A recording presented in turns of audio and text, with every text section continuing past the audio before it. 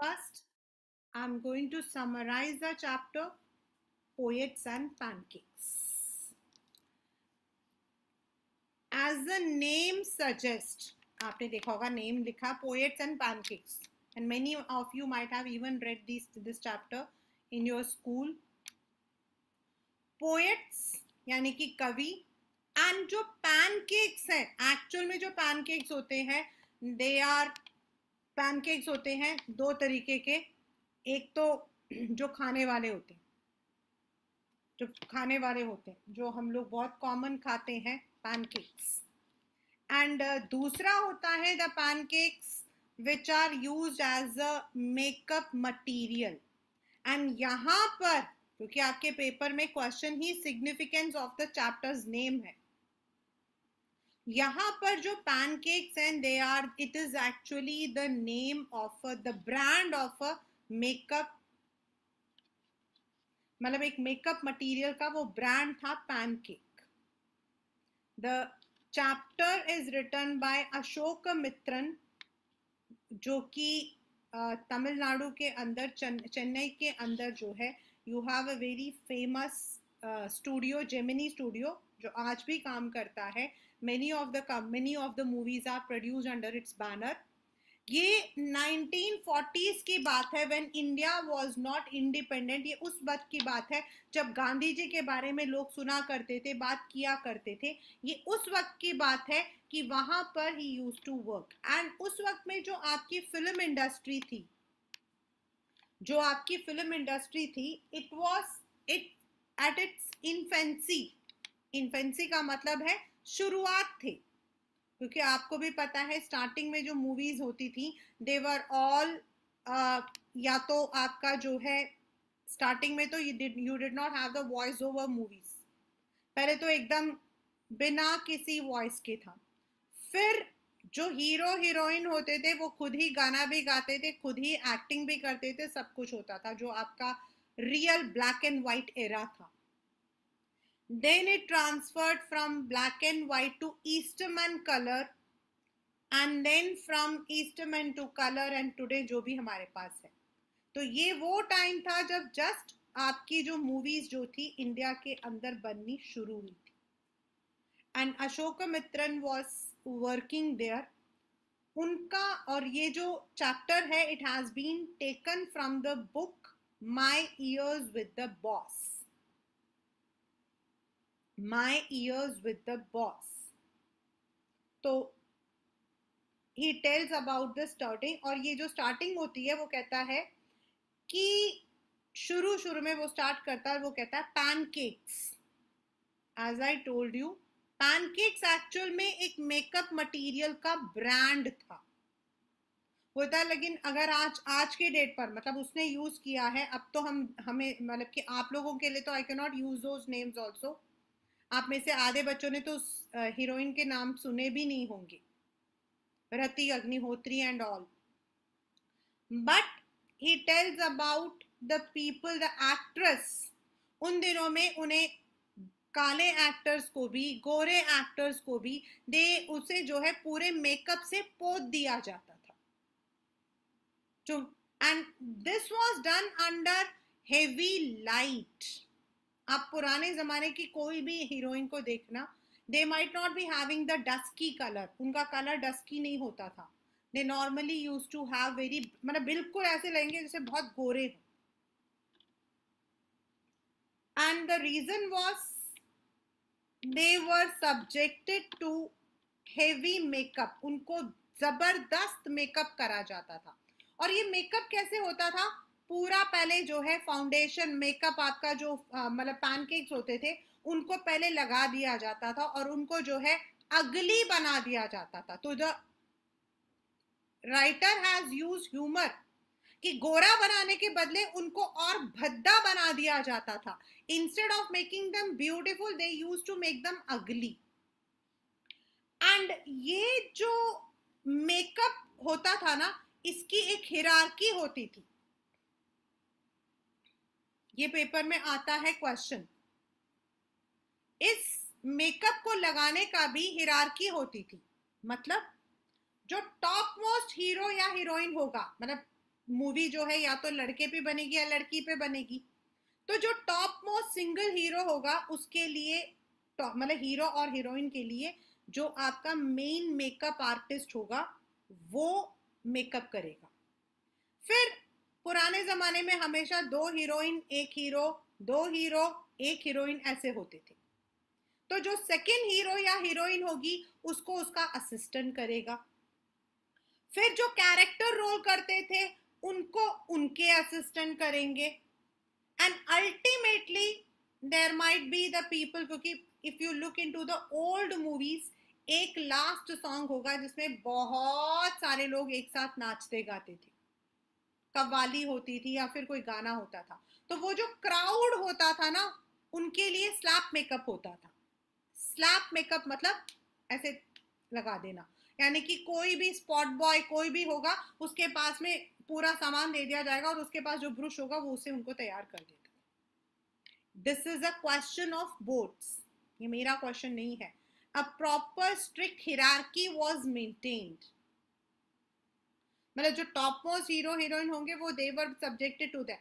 दूसरा वो कहते हैं कि ये जो मेकअप आर्टिस्ट होते थे ये they were the examples of unity in diversity. Means they did not belong to a single community. आज अगर आप में से कोई बच्चा इवन बाहर भी चला जाता है तो बहुत बड़ी बात नहीं है, it's very common, it's very common. But उस जमाने में अपने शहर को छोड़कर दूसरे शहर जाना भी बात माना जाता था। It was considered to be sin, पाप माना जाता था। उनका बेटा घर से बाहर चला गया। और उस जमाने में मतलब ये वो टाइम था जब ऐसा माना जाता था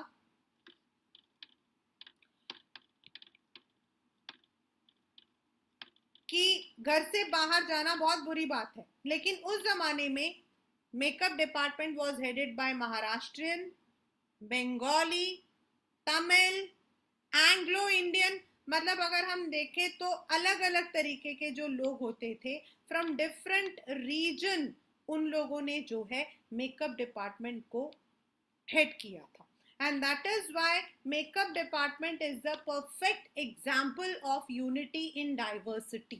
ये आपके बुक में भी दिया हुआ है and this has come.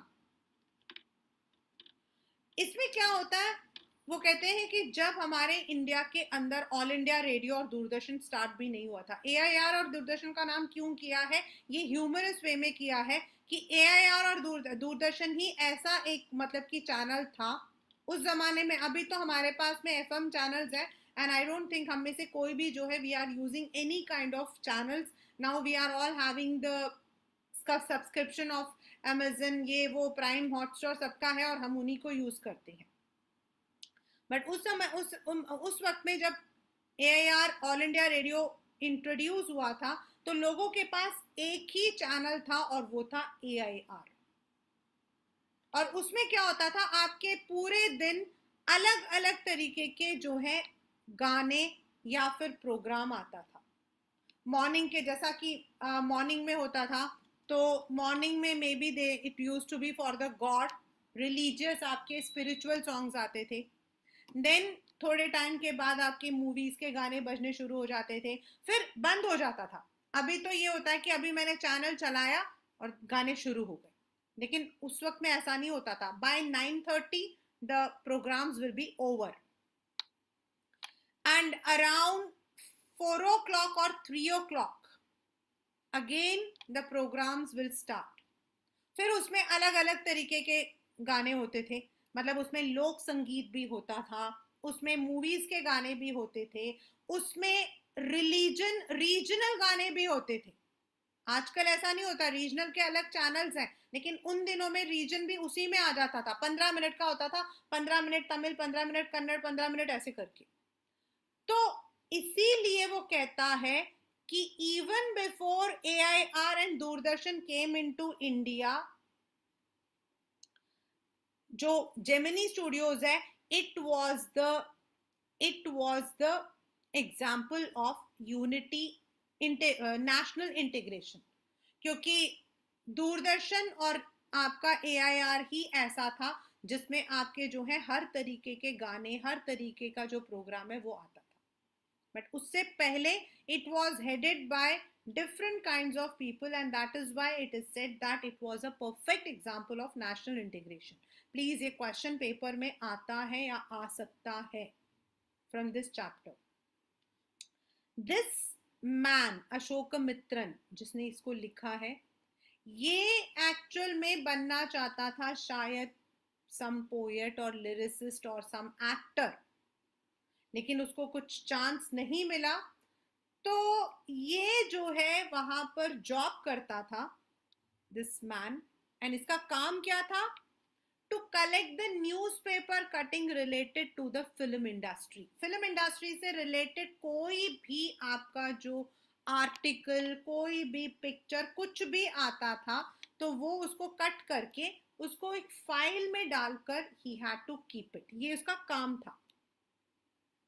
लेकिन जिस डिपार्टमेंट में ये काम करता था वहां एक ऑफिस बॉय काम करता था. प्लीज, अब दोबारा से I am telling you one more important question.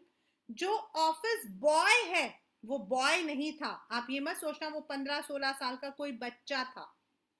The office boy was a man, around 40 साल का इंसान था. वो भी शायद इस जेमिनी स्टूडियो में he had also come to become an actor, लेकिन उसको कोई जॉब नहीं मिला तो वो ऑफिस बॉय बन गया. ऑफिस बॉय मतलब जो एक जगह से दूसरी जगह चाय पानी ये सब सामान पहुंचाना, मैसेज पहुंचाना, ये काम करता था. उसको जो है अशोकमित्रन से और एक और आदमी था सुब्बू, उन दोनों से बहुत जलन होती थी. he was envious of Ashokamitran and Subbu. why? क्योंकि उसको लगता था कि जो अशोकमित्रन है उसका कोई काम है ही नहीं, सिर्फ न्यूज़पेपर में कटिंग रखकर उसको जो है he had to file up, which was insignificant work. इसका तो कोई मतलब नहीं बनता. दूसरा very very very very very important, जो सुब्बू था, he was, उसका मानना था कि सुब्बू और वो मतलब दो ऑफिस बॉय, दोनों में office boy was smarter and more educated. जो ऑफिस बॉय था उसका मानना था कि वो सुब्बू से ज्यादा एक्सपर्ट है. लेकिन बिकॉज सुब्बू वॉज अ ब्राह्मण, कम्युनिज्म वॉज देयर, इसीलिए बॉस ने जो है सुब्बू को स्टोरी राइटर और डायरेक्टर बना रखा था और ऑफिस बॉय जो है उसकी जो है वैल्यू नहीं करते थे. बट बाकी लोगों का मानना था Subbu was a tailor made reply for everyone. I repeat, Subbu was a tailor made reply for everyone. बाकी लोगों का मानना था सुब्बू के पास हर चीज का सोल्यूशन होता था. इस मतलब की बात को समझाने के लिए राइटर ने बड़े अजीब अजीब तरीके के एग्जाम्पल्स यूज किए हैं. जब हम NCERT से पढ़ेंगे तब आप लोग देखोगे और आपको शायद मन में हंसी भी आ सकती है. अभी तो आपको मेरे को थप्पड़ लगाने का मन कर रहा होगा, बट बाय चांस की बात है कि I am in the virtual computer. उसने बोला है कि एक जो मतलब कि उस मतलब टू गिव दैट आइडिया, वो कहता था अगर एक बिल्ली एक जो शेर है, शेरनी जो है, उसके बच्चों को मतलब ऑन द अदर हैंड शेरनी के कब को कौन पालेगा, लेकिन उसका मानना था कि इवन जो जानवर होते हैं, इवन जो शेर से डरते हैं, वो भी दे बिकम काइंड. मतलब वो ऐसी ऐसी कहानियां बनाता था कि अंडर वाटर के अंदर अगर किसी चीज को शूट करना है, he will have hundreds of solution. कोई भी एक सिचुएशन उसको दे दो और उसके पास उस सिचुएशन के लिए ही वॉज हैविंग सम आंसर. और शायद उसके इस एक्सपर्टीज की वजह से ही वो उस डिपार्टमेंट में टिका हुआ था. ये बाकी लोगों का मानना था. बट ऑफिस बॉय का मानना था कि सुब्बू इतना एक्सपर्ट नहीं था, he was better than Subbu. Many of the people also said कि जो सुब्बू है he was very kind, he was very welcoming, उसके घर में हमेशा मेहमान रहते थे and he would be serving everyone with a smile. ये उसकी अच्छाइयाँ थी जिसकी वजह से शायद उसको बॉस पसंद करता था. The only the office boy was the one जो इस चीज को नहीं मानता था. देन यहां तक तो वो कहता है कि पोएट्स तो ये इनमें से कुछ लोग ऐसे थे जैसे खुद अशोकमित्रन, सुब्बू, देन ये जो ऑफिस बॉय, ये सब शायद यहाँ पर एक्टर डायरेक्टर कुछ बनने आए थे. दे डिड नॉट. इवन वहां पर जिस डिपार्टमेंट में सुब्बू काम करता था उस डिपार्टमेंट के अंदर भी एक लॉयर था जो कि फिल्म इंडस्ट्री से रिलेटेड जो लीगल कंस्ट्रेंट होते थे उसको डील करता था. एक बार अगर आपने इंडस्ट्रीज के बारे में ज्यादा पढ़ा हो, फिल्म इंडस्ट्री के बारे में अगर आप में से किसी बच्चे ने थोड़ा सा भी स्टडी किया हो, तो आप कभी भी देखना कोई भी बड़ा डायरेक्टर, जो आपके एक्टर्स होते हैं ना, इनके जो प्राइवेट सेक्रेटरीज होते हैं ना, ये लोग बाद में डायरेक्टर्स बन जाते हैं. वो इसीलिए क्योंकि when they are working inside the industry तो उनको कई चीजों का, कई रिसोर्सेज का पता लग जाता है. देयर आर मेनी डायरेक्टर्स जो पहले असिस्टेंट डायरेक्टर्स थे, बाद में एक्टर्स बन गए. बहुत सारे ऐसे लोग जो कि those who were serving the actors or actress and later on they became producers or directors, ऐसे बहुत सारे होते हैं. ऐसा ही एक था लॉयर. लॉयर का काम क्या होता है? लॉ करना. लेकिन वहां के लोगों का मानना था कि लॉ से बिल्कुल ऑपोजिट करता था वो लॉयर. वो बिल्कुल उल्टा था.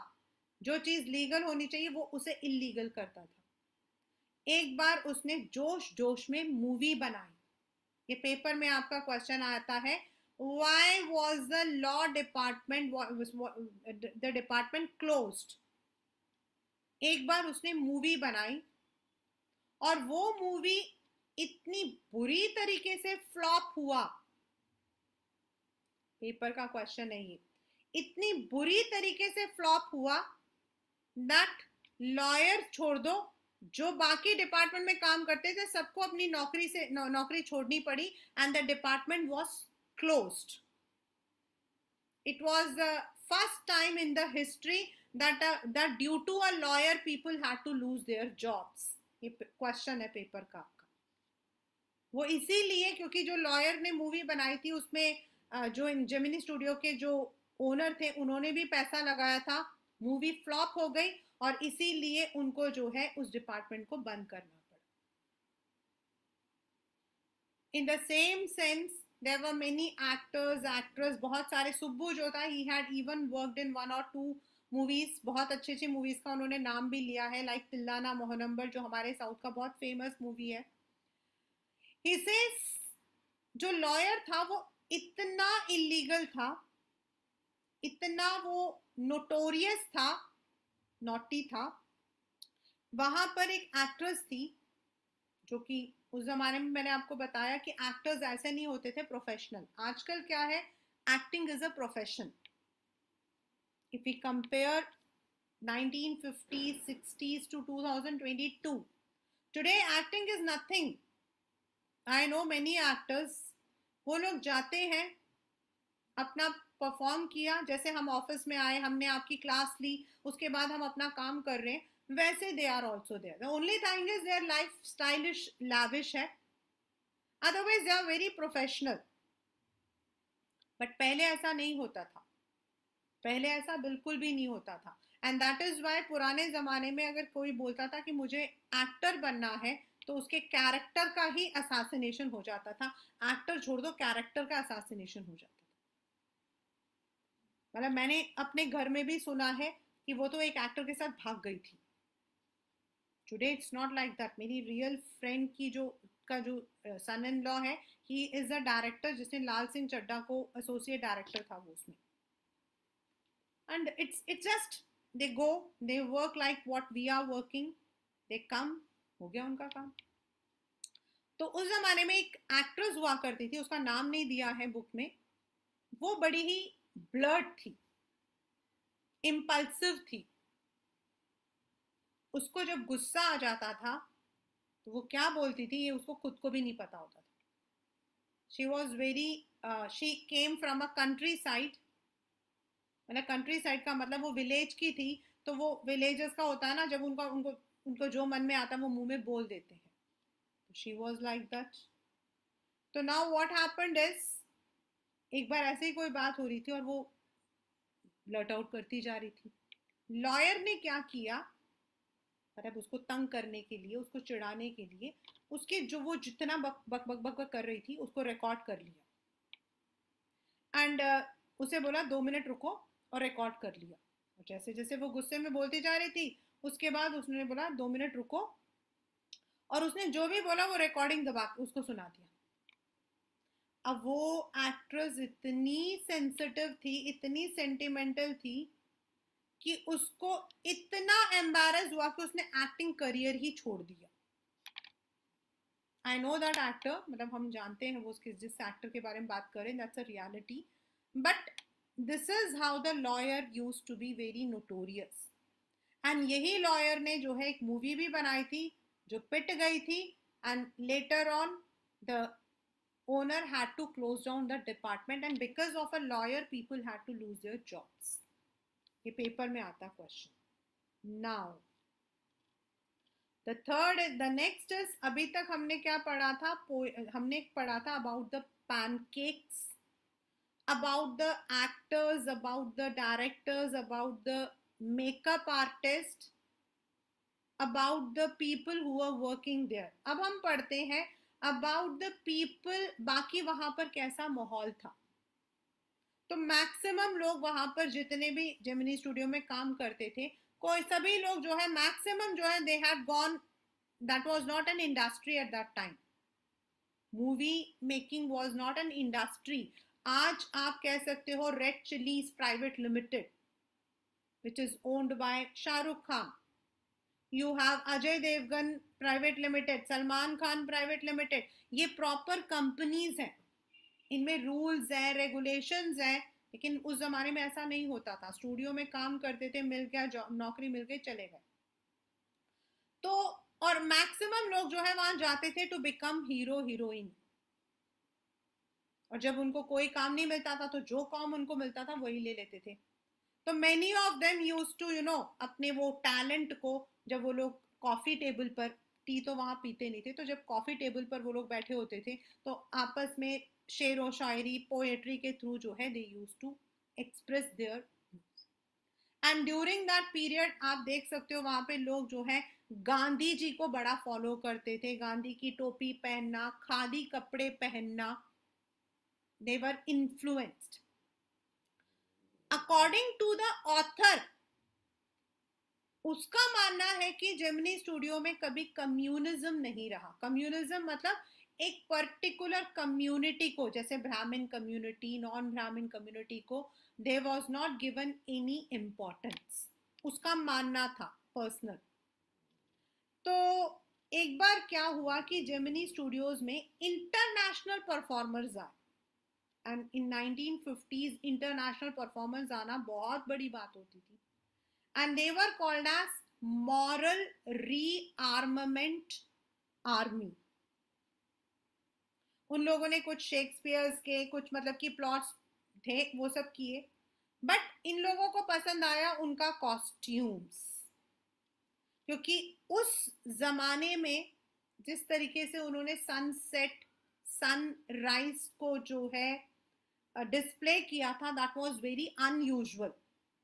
अगर आप पुरानी मूवी में देखोगे ना तो हीरो गाड़ी चला रहा होगा, गाड़ी चला रहा होगा, और पीछे देखना, पीछे की चीज भाग रही होगी, हीरो नहीं भाग रहा होगा, because that was a time when you did not have the moving cameras.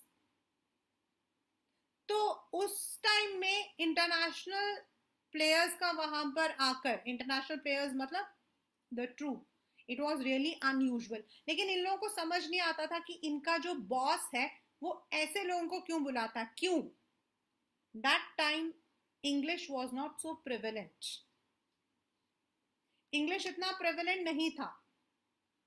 दूसरा, ये लोग सब तमिल बोलते थे मैक्सिमम, तो इनको समझ नहीं आता था कि जो इनका बॉस है ऐसे लोगों को क्यों बुलाता है, but still they enjoyed.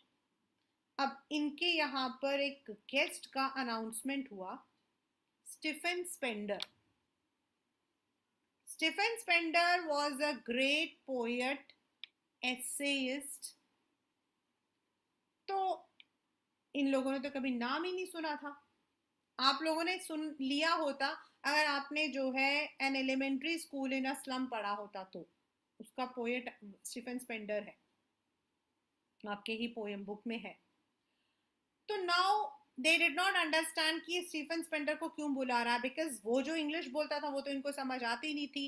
And they use to make movies for the common people.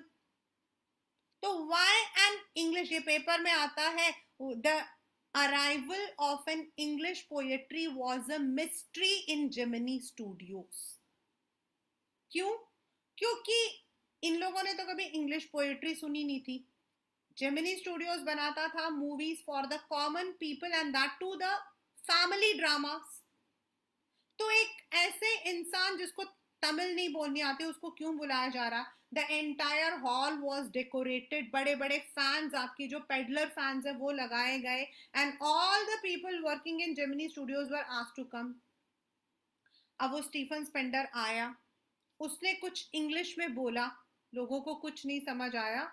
The poet जो है ही, वो जो है उसको जो मतलब कि ऑथर था, उसको थोड़ा थोड़ा उसका जो वर्ड है कम्युनिज्म, कम्युनिस्ट, ये सब समझ आया, लेकिन उसको समझ नहीं आया कि एग्जैक्टली वो क्या करना चाहता है।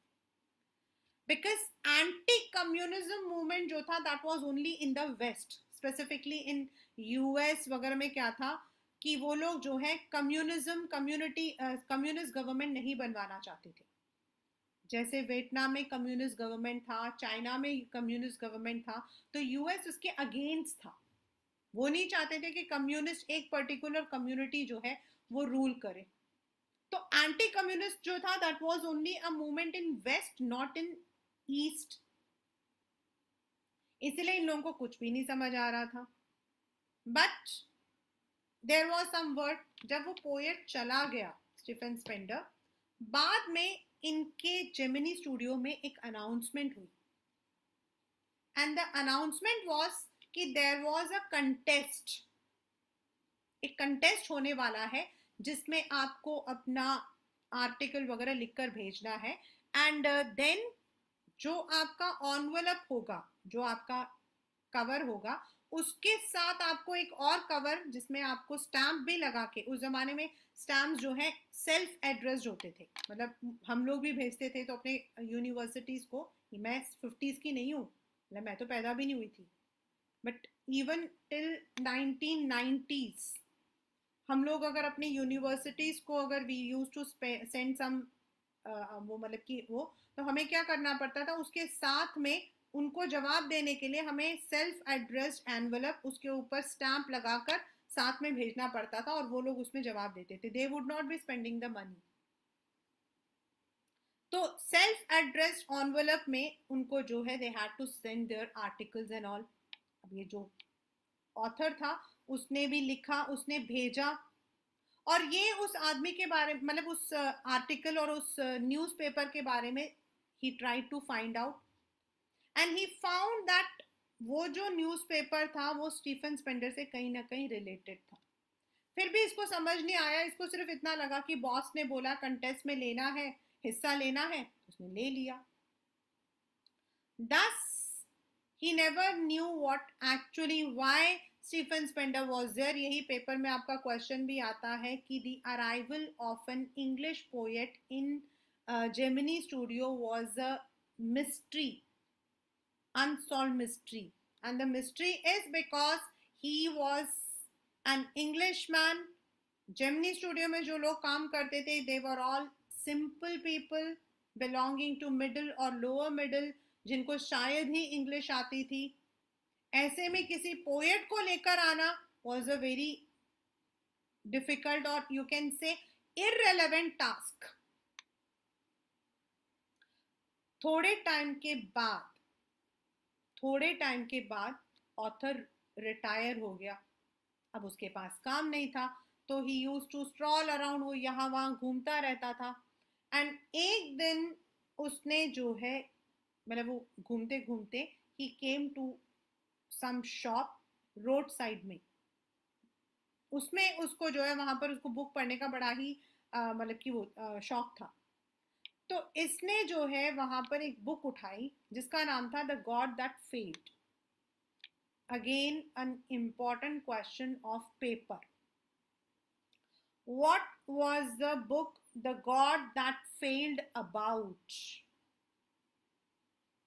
तो द गॉड दैट फेल्ड, जब ये घर गया इसने खोला तो इसने देखा कि उसके अंदर 6 एसेज लिखी हुई थी, 6 एसे लिखी हुई थी by different authors and writers.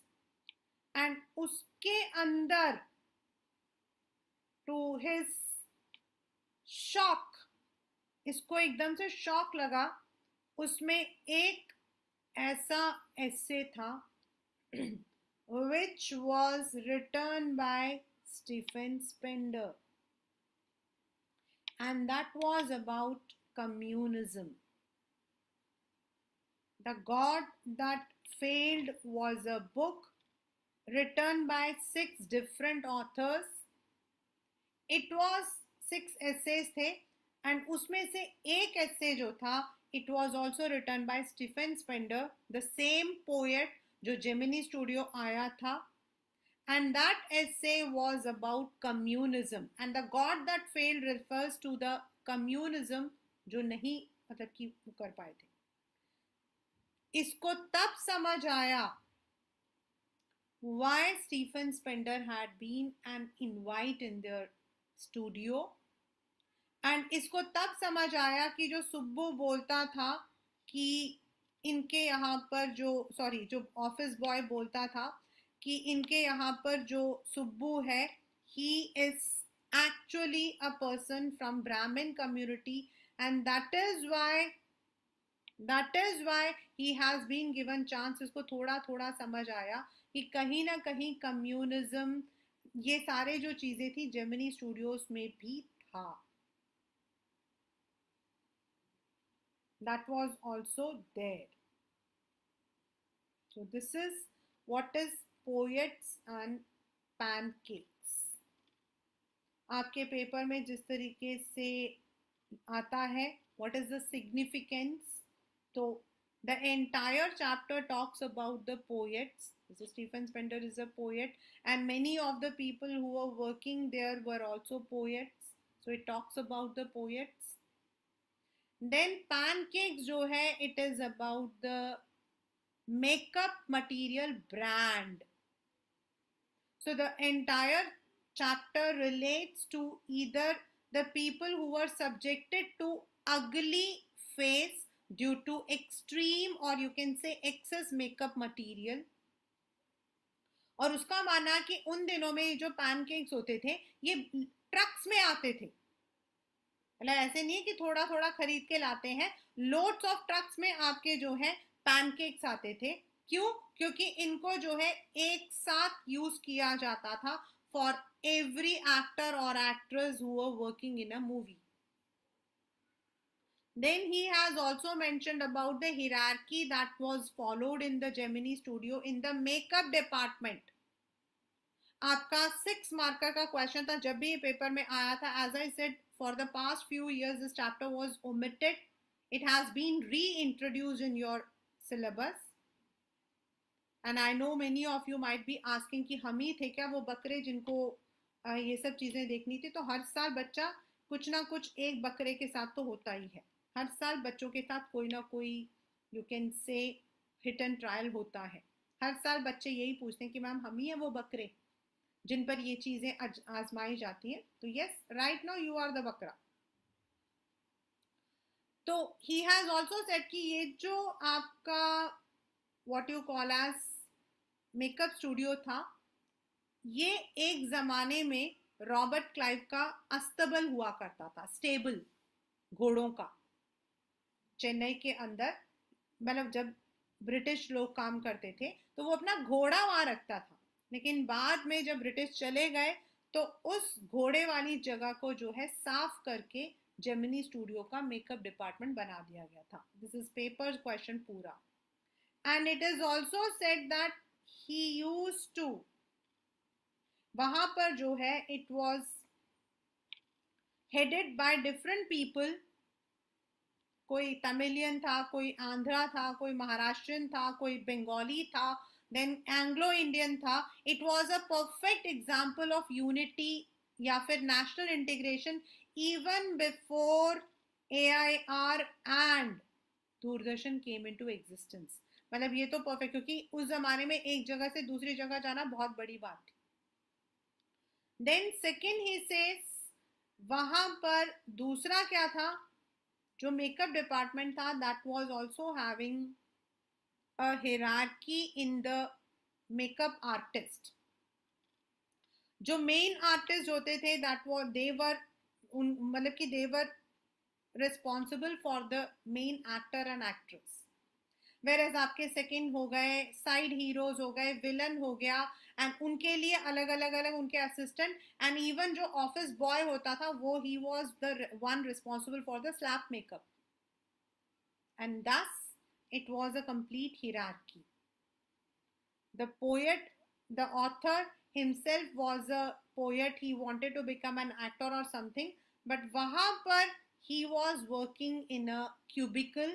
मतलब एक छोटा सा क्यूबिकल होता, फ्रेंच हम बोलते हैं, पूरा आपका केबिन नहीं बनता है, आधा होता है, उसमें बैठकर वो पेपर कटिंग करता था.